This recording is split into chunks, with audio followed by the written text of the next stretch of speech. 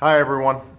This stack of books right here is called the Federal Register. For decades, copies have been printed, bound, and sent to thousands of government offices all across the country, every single day. And while you might think that most people just can't wait to dig into their copy as soon as it arrives, the truth is no one reads this thing. And that's because it's been available on the internet for years, which means taxpayers have been funding some pretty expensive doorstops. So we're putting an end to that, saving you millions of dollars each year. But that's just the tip of the iceberg. Everyone knows that getting rid of the deficit will require some tough decisions. And that includes cutting back on billions of dollars in programs that a lot of people care about. But what should be easy is getting rid of the pointless waste and stupid spending that doesn't benefit anybody. Waste we should be getting rid of even if we didn't have a deficit. We're off to a good start. Over the last 2 years, we've pulled the plug on all kinds of ridiculous practices. Apparently, the government used to overnight containers filled with nothing. Don't ask why that is. Sure, some of these cuts aren't that big, but no amount of waste is acceptable.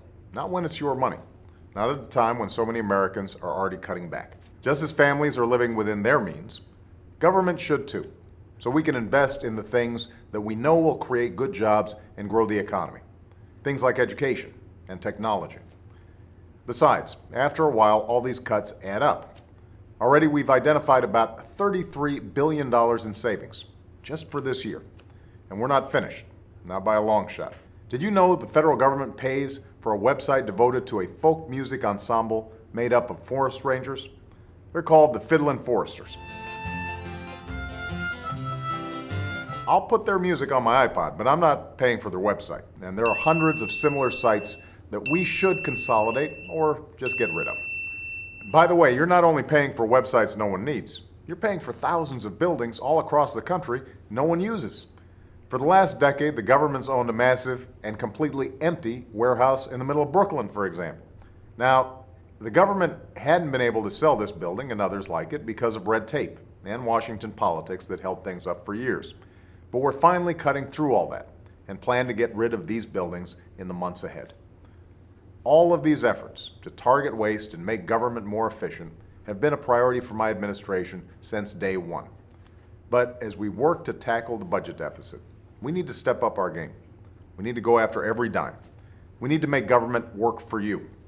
That's why, starting today, I've asked the Vice President to lead a renewed effort to hunt down misspent tax dollars in every agency and department of this government. We're calling it the Campaign to Cut Waste, and I know Joe's the right man to lead it, because nobody messes with Joe. There's a new standard by which the government is going to function from this point on. The American people are entitled to transparency. By that I mean they're entitled to be able to figure out where their dollars are going, and they're entitled to accountability to make sure that we're using the dollars for what we said it was for. That's our job, and we take that job very seriously.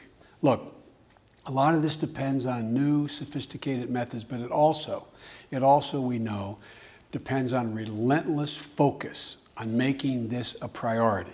Focus that can't be delegated. We're holding ourselves accountable, and we're deeply committed and focused on making government function better. We're not just eliminating fraud and waste. We hope to be instilling an entire new culture that not only our administration, but every succeeding administration will in fact pursue. We're going to give you the government you expect and deserve.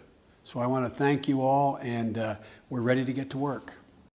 Innovation is about our ability to see what can be, unburdened by what has been. The ability to not only imagine a better future, but to build it